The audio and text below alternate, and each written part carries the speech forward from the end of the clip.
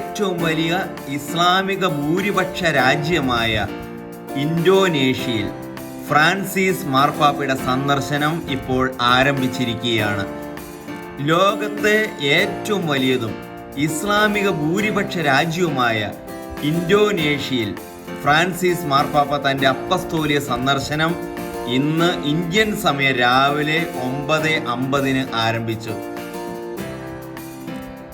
ഇന്നലെ റോമിൽ നിന്ന് യാത്ര തിരിച്ച പാപ്പ 13 മണിക്കൂർ വിമാനയാത്ര പിന്നിട്ടാണ് ഇന്ന് ഇന്തോനേഷ്യയിൽ എത്തിച്ചേർന്നിരിക്കുന്നത്. ജക്കാർത്തയിലെ സുകർണോ ഹട്ട അന്താരാഷ്ട്ര വിമാനത്താവളത്തിലാണ് മാർപ്പാപ്പ ഇപ്പോൾ എത്തിയിട്ടുള്ളത്. ജക്കാർത്തയിൽ സൈനികരുൾപ്പെടെയുള്ള വരവേൽപ്പാണ് പരിശുദ്ധ ഫ്രാൻസിസ് മാർപ്പാപ്പയ്ക്ക് സഭാ നേതൃത്വവും സർക്കാർ നേതൃത്വവും നൽകിയത്.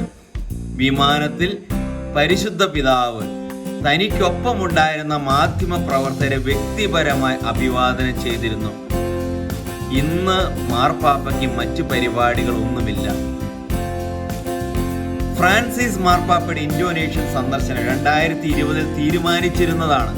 എന്നാൽ COVID-19 മഹാമാരിയെ തുടർന്ന് യാത്ര റദ്ദാക്കുകയായിരുന്നു.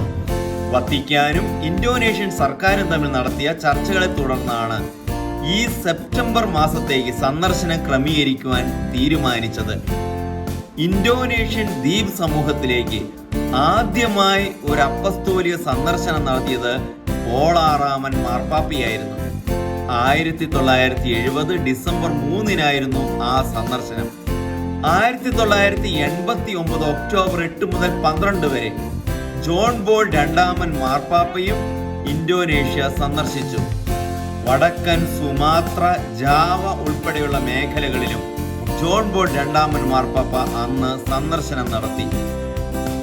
അപ്പസ്തോലിക യാത്രയ്ക്ക് മുന്നോടിയായി സെപ്റ്റംബർ 1 ഞായറാഴ്ച രാവിലെ റോമിലെ സാന്താ മരിയ മജോറെ ബസിലിക്കയിൽ പ്രാർത്ഥിക്കുവാനായിട്ട് ഫ്രാൻസിസ് മാർപ്പാപ്പ എത്തിച്ചേർന്നു.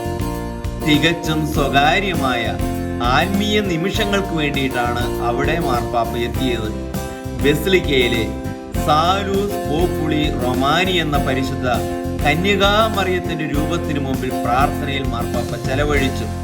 ലോകത്തിലെ ഏറ്റവും വലിയ മുസ്ലിം ജനസംഖ്യയുള്ള രാഷ്ട്രമാണ് ഇന്തോനേഷ്യ. 28 കോടിയോളം വരുന്ന ജനസംഖ്യയുടെ 87% ആളുകളാണ് ഇസ്ലാം മതം പിന്തുടരുന്നത്. രാജ്യത്തെ ആകെ ജനസംഖ്യയുടെ 3% മാത്രമാണ് അവിടുത്തെ കത്തോലിക്കർ. ഏതാണ്ട് 9000-ഓളം പോലീസ് പട്ടാള സന്നാഹത്തിന്റെ സെക്യൂരിറ്റിയോടെയാണ് ഇന്തോനേഷ്യയിൽ പരിശുദ്ധ പിതാവ് തന്റെ സന്ദർശനം നടത്തുന്നത്.